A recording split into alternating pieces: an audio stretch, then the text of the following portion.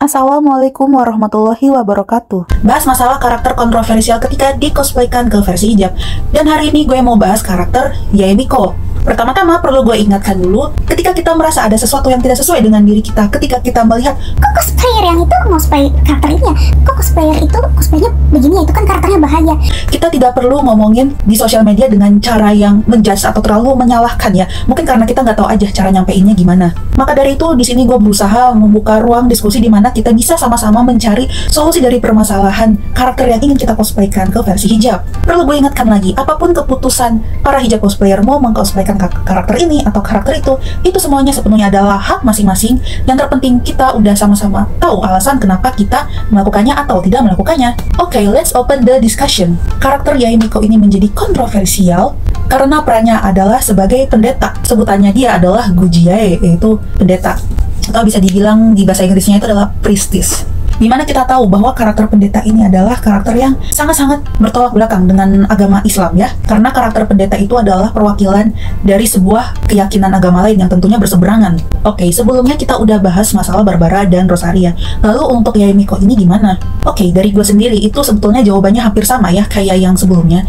Jadi kalau kita perhatiin di dalam Genshin Impact itu, di dalam cerita Genshin Impact, keyakinan yang diambil itu tidak mendeskripsikan agama tertentu, tapi kayak cuma diambil untuk inspirasi aja dan untuk membuat sebuah agama baru di dalam cerita Genshin Impact. Seperti yang kita tahu di dalam Genshin Impact itu orang-orangnya setiap wilayah itu punya kepercayaan masing-masing dan mereka itu nyembahnya itu bukan Tuhan yang seperti yang kita tahu ada di dunia nyata ya. Jadi kepercayaannya itu fiksi, Tuhannya atau dewanya itu juga fiksi ya. Kalau kita lihat outfitnya Yae Miko ini sebetulnya itu terinspirasi dari para Miko di Jepang yang pakaiannya seperti ini ya, dimana mereka itu tugasnya adalah menjaga kuil.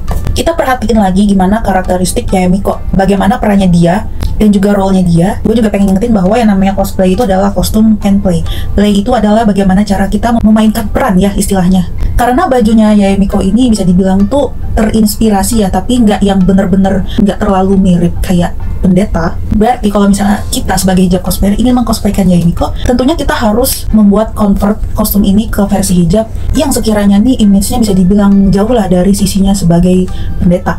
Dan juga ketika kita mengambil karakter Yae Miko ini, kita harus perhatiin bagaimana gerakan-gerakannya dia, gestur-gesturnya dia itu apakah memperlihatkan atau menunjukkan ke arah keyakinan tertentu. Kalau misalnya itu menunjukkan ke arah sebuah keyakinan tertentu, kita jangan ambil peran yang itu ya, tapi kita benar-benar mengambil peran yang sekiranya tidak menunjukkan ke arah yang menjerumus ke kepercayaan tertentu. Seperti misalnya kita bisa mengambil gayanya dia ketika bertarung, ketika lagi di battle, ketika lagi menyerang. Pokoknya yang benar-benar nggak menunjukkan atau menjurus ke arah keyakinan tertentu ya. Jadi karakternya ini bisa kita ambil ya dengan catatan kita harus benar-benar menghilangkan sisi perannya dia sebagai seorang pendeta. Jadi istilahnya masih ada yang bisa kita ambil, tapi ada sisi yang harus kita buang. Cuma ya kalau misalnya kalian merasa karakter ini nih masih terlalu nggak safe nih karena kalian merasa sisi identitinya itu sebagai pendeta itu tidak bisa dihilangkan. Kalau kalian memutuskan gak mau cosplay itu, ya udah terserah, nggak apa-apa juga. Tapi buat yang memang kita memutuskan mau mengcosplaykan karakter Yae Miko, pembahasan gue itu sama seperti ketika gue membahas karakter Barbara dan Rosaria.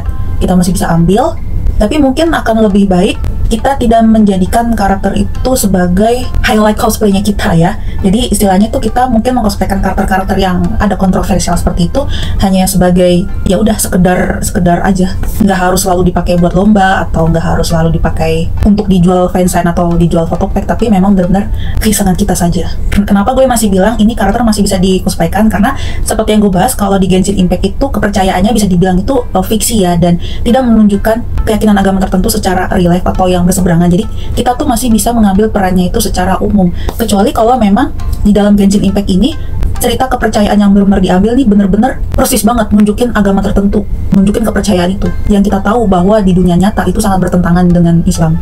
Tapi karena menurut gue cerita di Genshin Impact ini kepercayaannya tuh fiksi, Tuhan-Tuhannya itu dibikin-bikin, dan karena ceritanya ini fantasi, jadi bisa dibilang ya pengambilan unsur agama itu cuma unsur terinspirasi doang, tapi nggak bener-bener nunjukin kepercayaan tertentu. Makanya gue bilang masih bisa kita ambil, cuma memang ada beberapa catatan ya. Kalau bisa tidak usah digunakan untuk highlight cosplay kita, tidak usah digunakan untuk kalau kita mau ikut lomba atau kita mau bikin foto pack atau fansign. Jadi sekedar kita pengen iseng atau bikin konten saja. Karakter kontroversi apa lagi yang mau kita bahas, tulis aja di kolom komen ya.